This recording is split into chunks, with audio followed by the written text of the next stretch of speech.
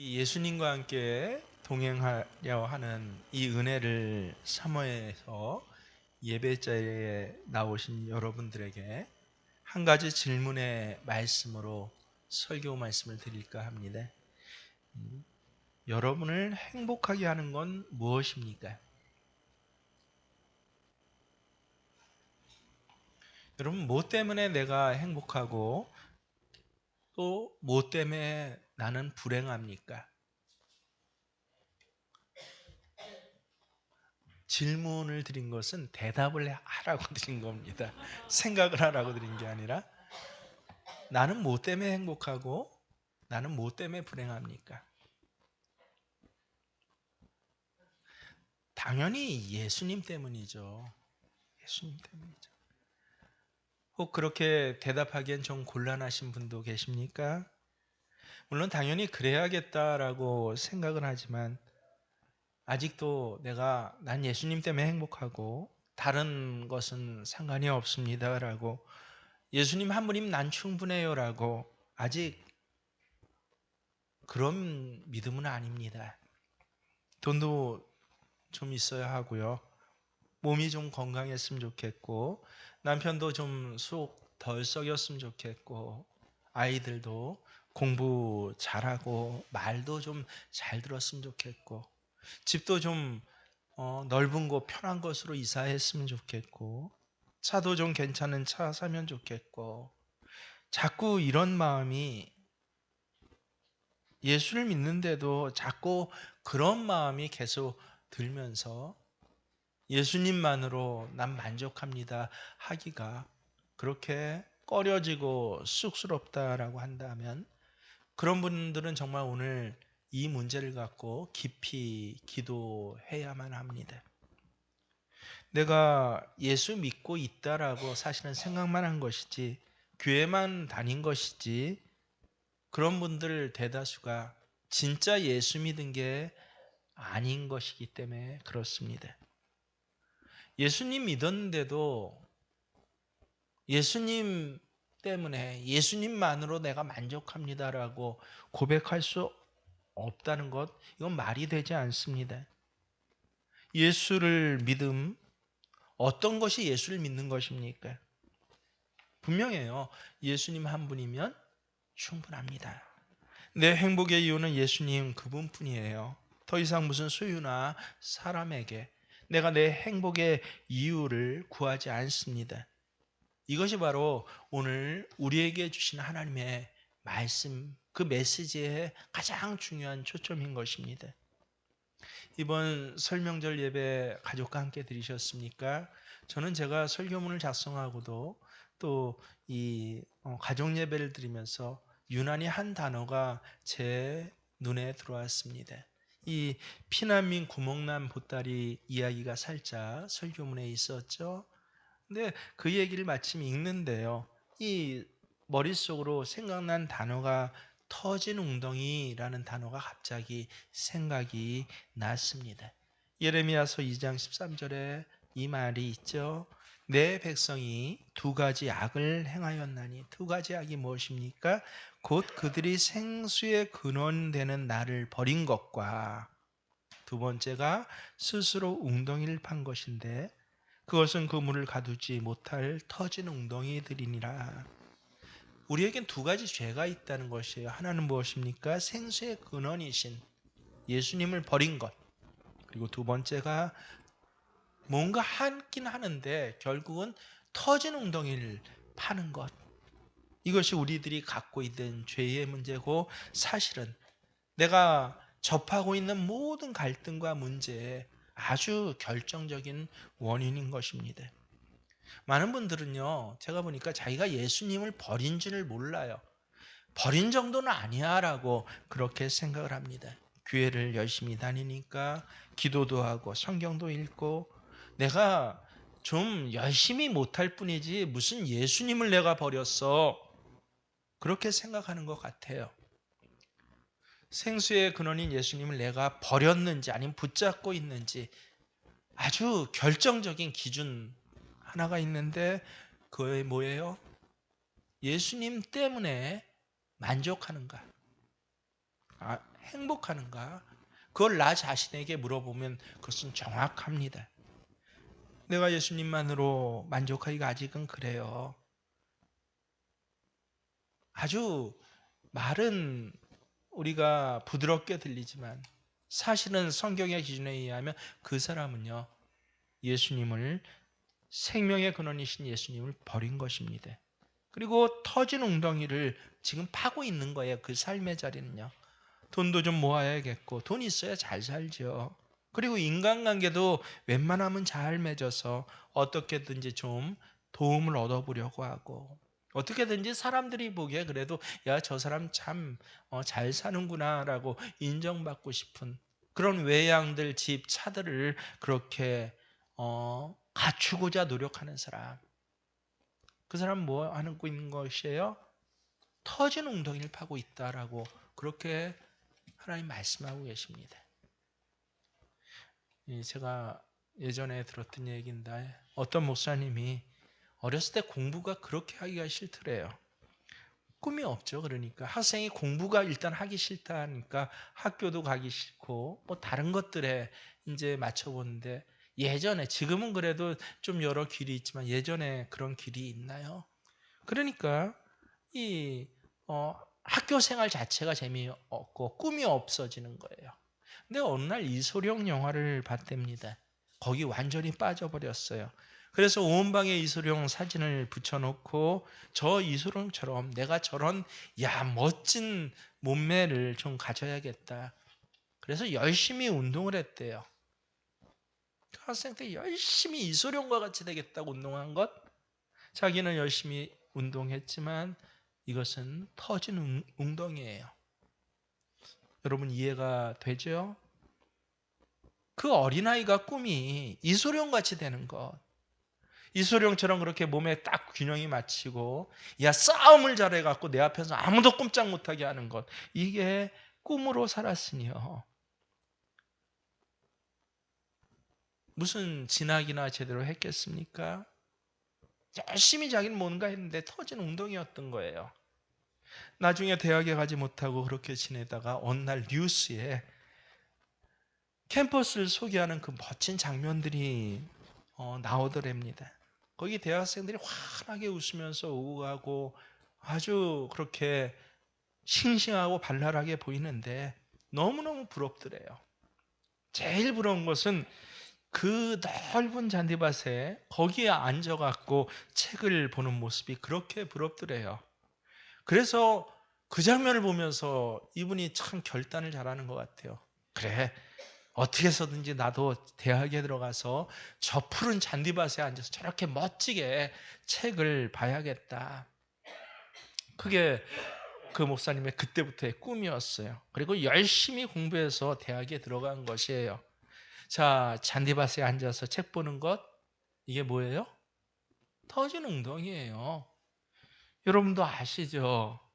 여러분 대학 다닐 때 혹시 여기서 난 잔디밭에 앉아서 책 봤다 하시는 분 손 들어보세요. 없잖아요. 그건 화보에나 나오는 것이에요. 그렇죠? 잔디밭에 앉아서 책을 볼 그런 곳, 우리나라엔 대학 중에 그런 곳이 거의 없어요. 아예 허락도 하지 않습니다. 거의 잔디밭이 좋다 하면 잔디밭에 들어가지 마시오 하고 팻말 쳐놨잖아요. 대부분의 사람들이 그렇게 살아요. 우리 예수 믿는 사람도 마찬가지예요. 뭔가 결정적으로 마음 잡고 꿈 잡고 이게 오라라고 하는데 대부분이 터진 웅덩이를 파고 있는 것이에요. 생수의 근원이신 예수님은 버렸어요. 예수님으로는 만족이 안 돼요. 예수님만으로는 충분하지 않아요. 예수님 그분이 내 행복의 근원이 아니에요. 그게 오늘날 많은 크리스찬들이 살아가는 이른바 신앙생활의 모습이라는 것입니다. 자기 생각엔 나 예수 믿어요. 기도도 하고. 근데 정직하게 고백해 보십시오. 내 마음 속으로 나를 행복하게 해주는 건 돈이에요. 사람이에요. 성공이에요. 직장이에요. 예수를 믿는다고 하지만 실상은 교회만 다녔고 생수의 근원이신 예수님은 버리고 터진 웅덩이만 파고 살았던 사람들. 그래서 오늘날 신앙생활에 그렇게 문제가 생기는 것이에요. 여러분, 모태신앙입니다 그러면 딱 어떤 느낌이에요?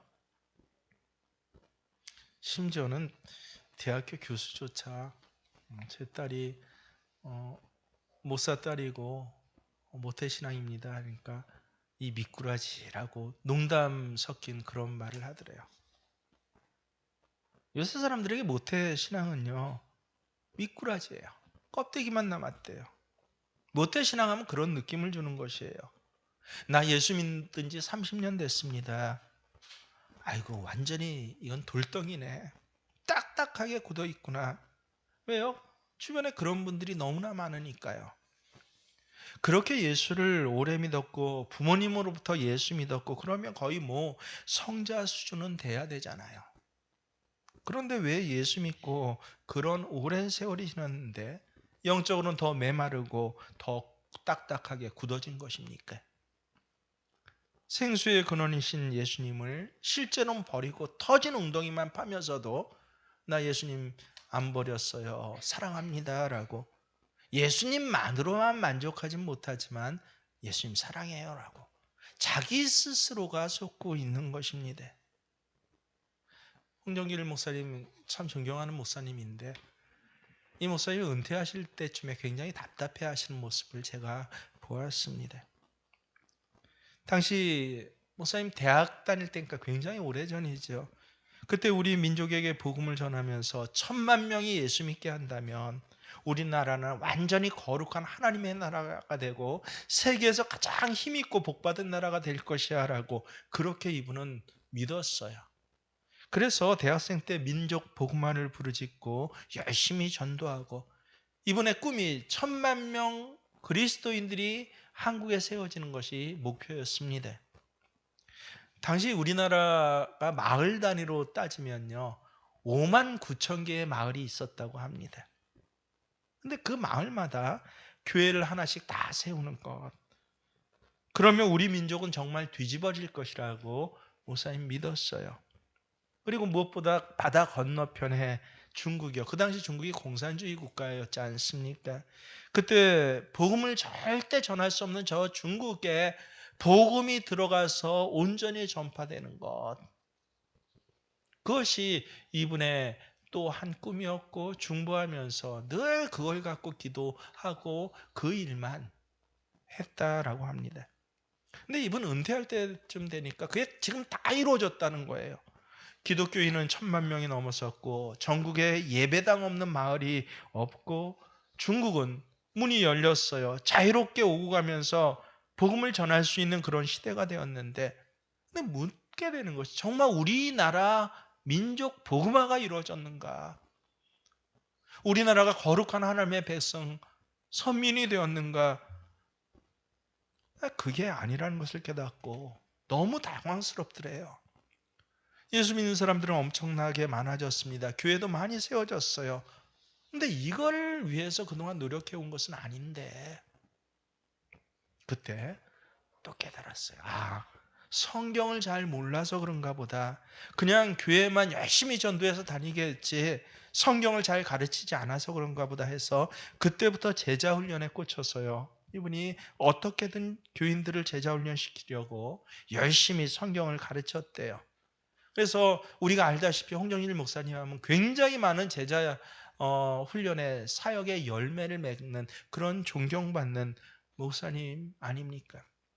근데 이분이 은퇴하시고서 가만히 돌아보니까 아는 것만 많아진 거예요. 아는 것만요.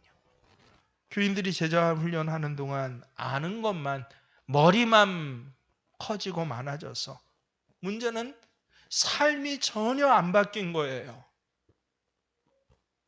세상 사람과 달라지는 그런 삶의 변화가 실제로는 없더라. 그래서 너무너무 답답해 하시는 그런 모습을 보았습니다.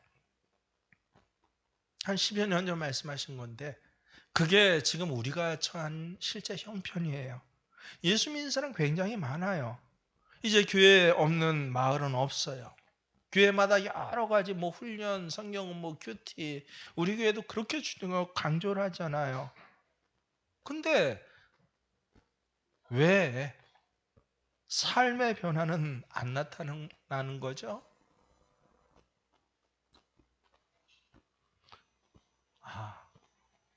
그 기준은 분명해요. 그 모든 훈련에 혹은 그 모든 전도의 날들, 애쓰고 수고해놨던 그 날들이 실제로는 뭐였다는 거예요? 생수이신 예수님은 버리고 터진 웅덩이만 열심히 파고 살았다는 것입니다. 그래서 성경을 배워도 열심히 교회를 나가도 기도를 해도 신앙의 연륜이 높아진다라고 해도 실제로는 삶에 하나도 변하지 않았어요. 30년 신앙생활한 권사님이 시어머니 자리로 나가면 똑같아요. 똑같이 며느리 미워하고 똑같이 그 좁은 마음을 가지고 오히려 더 어려지고 장로님 돼도 똑같아요. 직장에서 삶의 터전 사업장에서 하는 일은요 똑같이 우원 10원 세상의 이익을 가지고 양심을 팔아먹어요.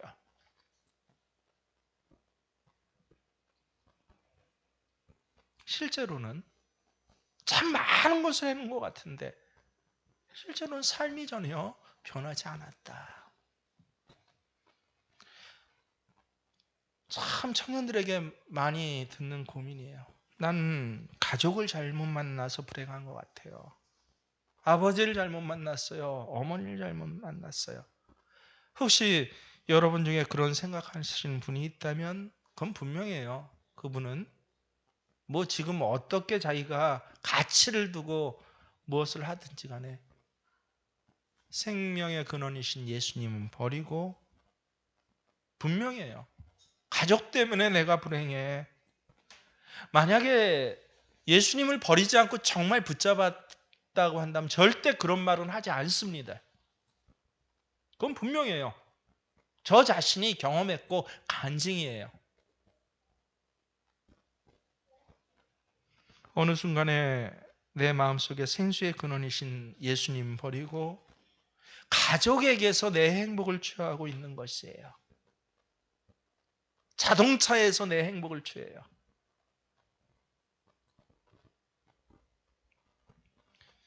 여러분 오늘 요한복음 7장 38절에서요. 나를 믿는 자는 성경의 이름과 같이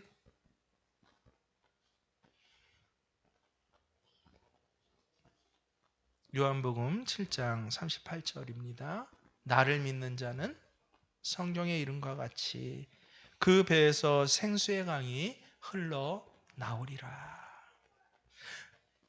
굉장한 말씀이에요. 저는 이 말씀을 처음 듣고 제가 직접 뭐 큐티는 그때 아니었지만 느낀 게 이게 굉장하다. 야, 생수의 강이 흘러넘칠 것. 야, 얼마나 굉장한 사람입니까? 그냥 듣기만 해도 싱싱하잖아요. 야, 어떻게 하면 그 배에서 생수의 강이 흘러넘칠까? 그 있는 자리에서 어떻게 하면 생명수가 흘러넘칠까? 그때 뭔가 굉장히 강력한 성령의 체험을 하면 그렇게 될 수 있을 줄 알았어요. 그래서 성령 체험을 굉장히 갈망하고 거기에 붙잡혀 살던 그런 때도 있었습니다. 근데 말씀을 자세히 읽어보니까요. 예수님의 조건은 정말 믿어지지 않을 정도로 굉장히 간단한 조건을 말씀하고 계십니다. 어떤 사람이 그 배에서 생수의 강이 흘러나온다고요? 어떤 사람이? 나를 믿는 자는. 예수님이 그렇게 말씀하셨어요. 그래서 말씀을 읽다 보니까 이 말씀이 굉장히 당황스러워졌어요. 그 예전에 저에게. 아니, 나도 예수님 믿는데 그래서 더 당황스러워요.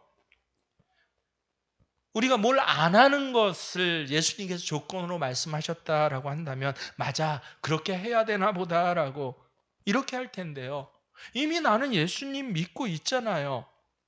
근데 예수님 믿는 자는 배에서 생수의 강이 흘러나오리라 라고 예수님 말씀하신데 나는 아니에요. 예수님 믿는데 나는 아니에요.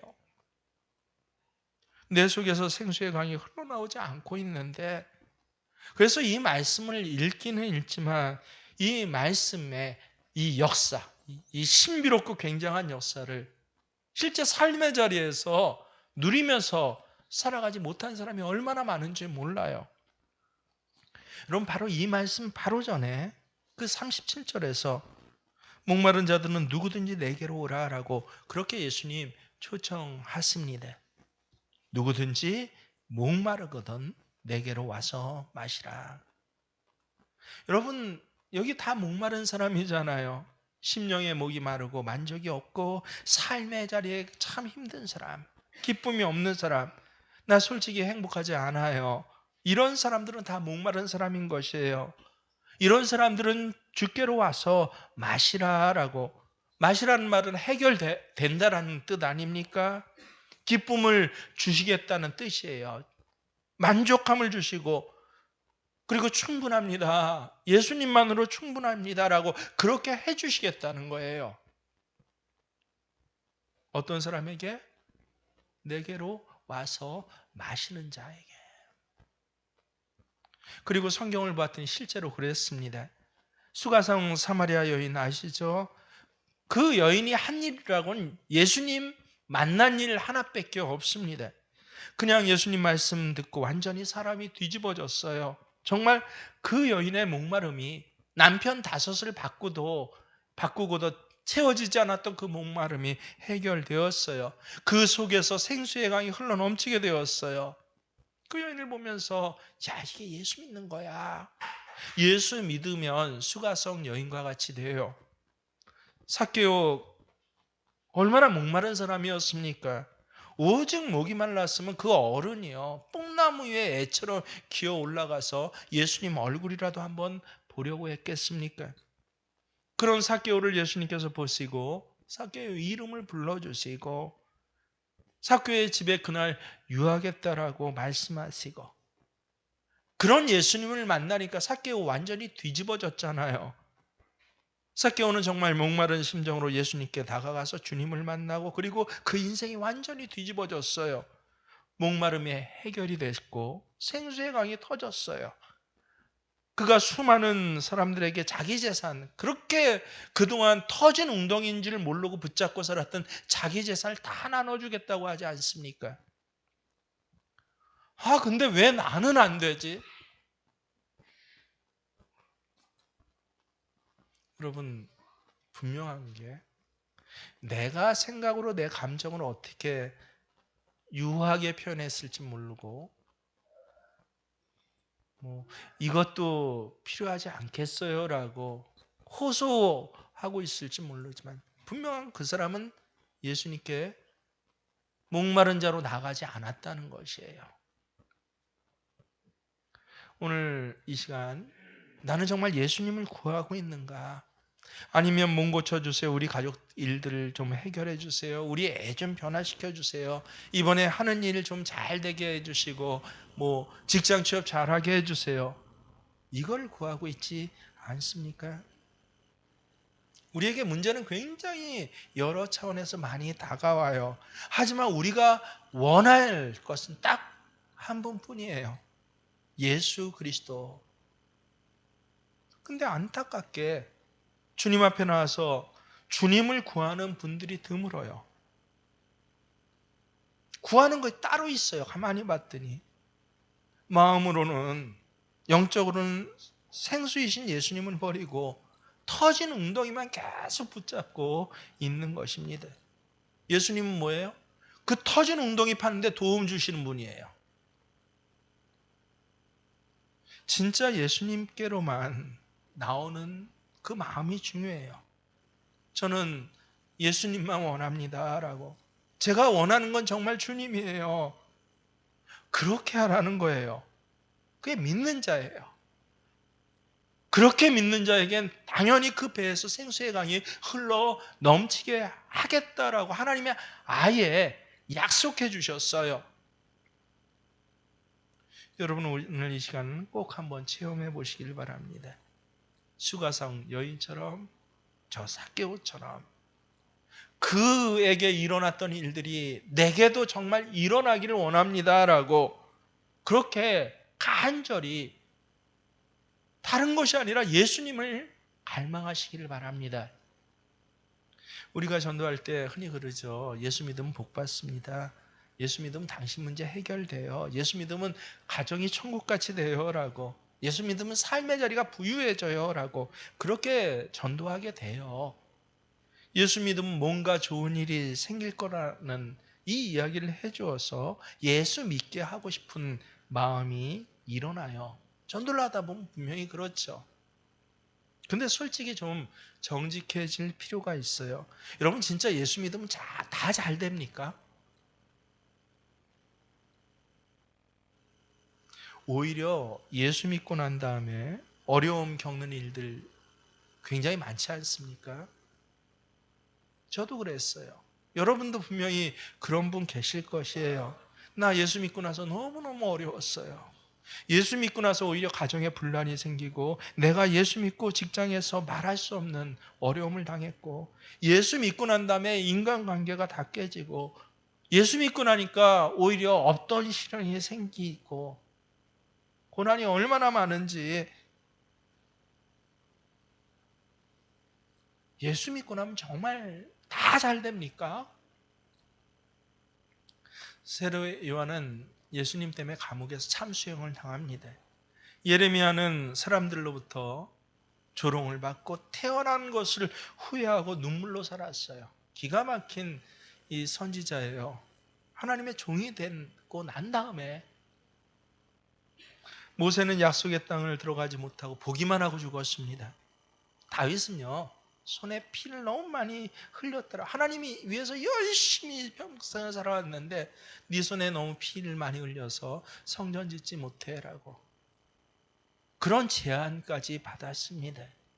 예수님 어머니 마리아는 예수님 낳은 것 때문에 어떻게 했어요? 평생 가슴에 네 칼날이 네 가슴을 꽂으리라. 정말 평생을 예수님 때문에 무거운 짐을 지고 사셨어요. 여러분 예수 믿으면 정말 모든 게 다 잘 됩니까? 전도할 때 우리는 정말 다시 한번 우리가 흔히 하고 있는 이 이야기에 대해서 정확하게 정리를 나 스스로 할 필요가 있어요. 그러면 왜 도대체 예수를 믿죠? 예수 믿으면 핍박도 당하고 고난의 길을 가야 하고 십자가 져야 하고요. 주님 따라가야 되는데 뭐 저 사람 말 들어보니까 없던 고난도 핍박도 생긴다라고 하는데 근데 왜 예수를 믿습니까? 예수 믿으면 뭔가 좋은 게 하나는 있어야 될 거 아니에요. 있어요. 정말 있어요. 뭐예요? 예수님 그분이에요. 여러분이 그 사실을 정말 명심해야 됩니다. 내가 하나님 앞에서 받고 싶은 것은요, 내가 하나님 앞에서 원하고 있는 것은 예수님 그분이에요.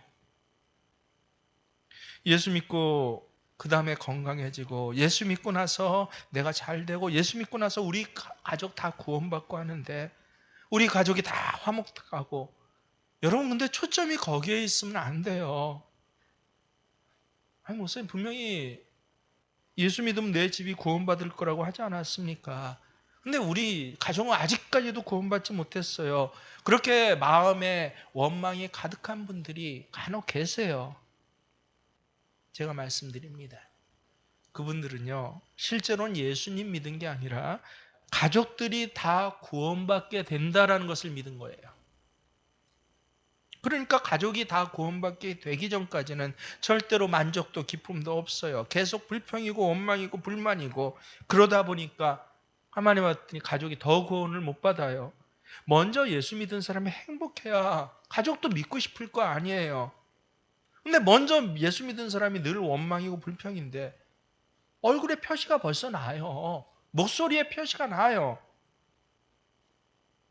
예수님 그분이 목적인 것하고 그리고 예수 믿고 난 다음에 하나님 주실 복을 목적으로 삼는 것하고는 너무나 다른 것입니다.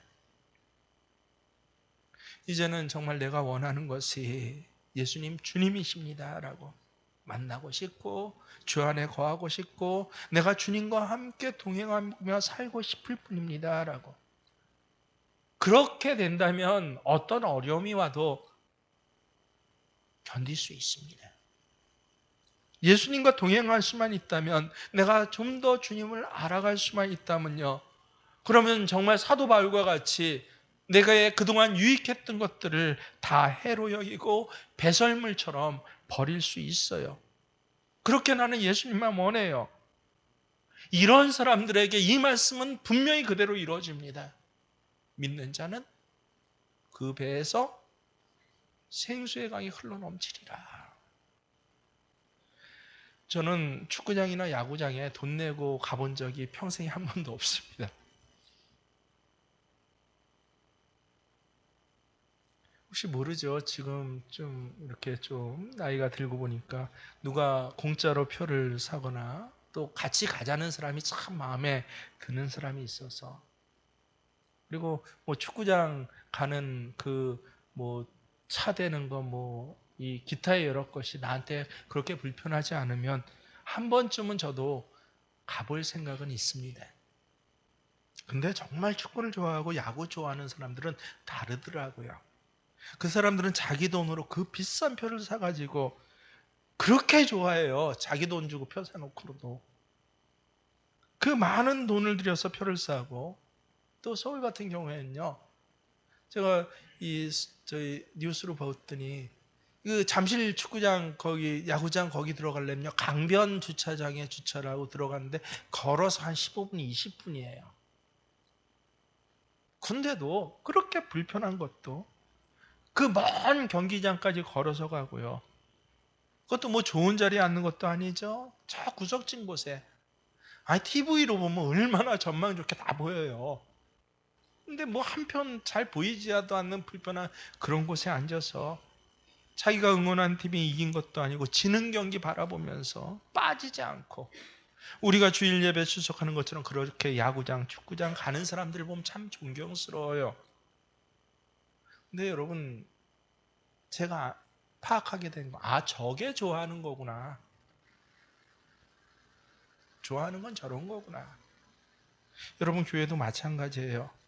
교회도 오고 가기가 괜찮고 교회 시설도 괜찮고, 야, 교회 거기 가보니까 뭐 불편한 거 별로 없어, 편리하고요, 여유롭고 뭐 환영도 잘해줘요. 예배도 괜찮은 것 같고 설교도 들을 만하고 냉난방 시설도 잘 돼 있고, 그냥 한번 가보지 뭐 이 교회 다니니까 좋네, 그런 분들이 있어요. 모든 게 잘 갖춰져야 교회도 다니는 사람, 그 사람은 축구장, 야구장 제가 가는 것 같이 불편하지 않으면 한 번쯤은 가보지, 그렇게 하는 신앙생활을 하는 사람들이에요. 그러나 어떤 분들은 정말 예수님 좋아하는 분들이 계셔요. 겉으로 드러난 상황은 최악이에요. 주차장도 없어요. 냉난방 시설 안 돼요. 마이크도 지직거려요. 알아듣기도 힘든데, 근데 그 교회에 기뻐하며 나오는 사람이 있어요. 어떤 사람이에요? 예수님 좋아하는 사람이에요. 예수님만으로 만족할 수 있는 사람이에요. 여러분도 준비하셔야 돼요. 우리 교회 예배당 시설은 그래도 잘 갖추려고 애쓴 교회입니다. 근데 어느 순간인가 이런 시설이 없는 데서 예배 드려야 할 때가 올지도 몰라요. 예수 믿고 교회 다닌다 그러면 사람들로부터 오히려 핍박당하고 돌맞고 감옥에 끌려갈 수도 있는 그런 상황이 내게 실제로 닥치게 될지도 몰라요. 여러분, 그때도 지금처럼 이렇게 열심히 교회 나오실 것입니까? 그러실 거예요?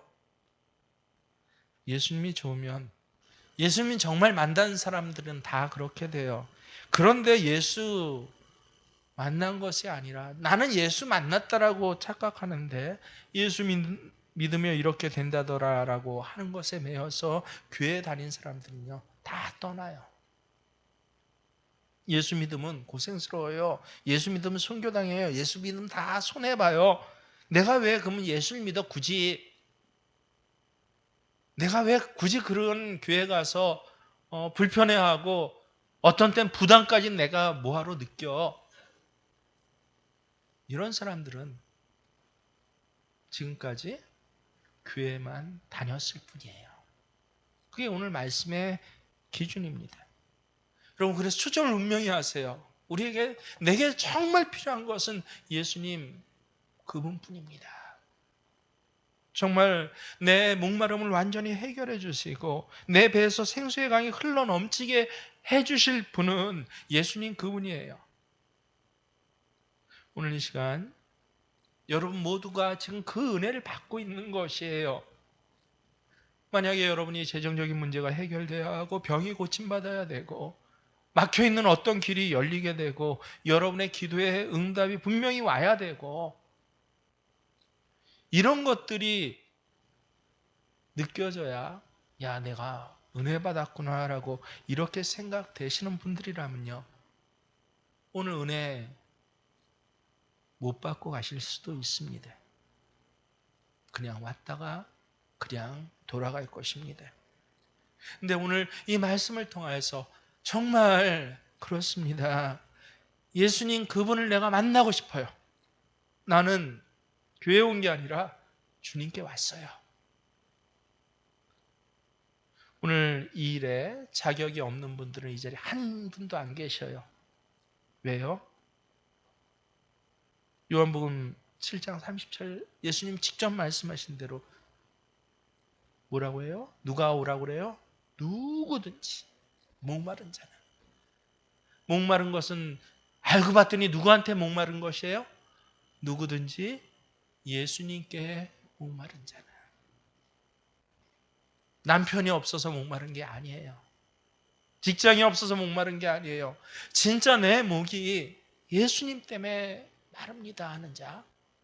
그렇게 예수님 앞에 나온 자는 어떻게 된다? 그 배에서 생수의 강이 흘러 넘치리라. 이 은혜를 다시 한번 어떤 분은 확인하실 수 있는 분은 행복한 분이에요.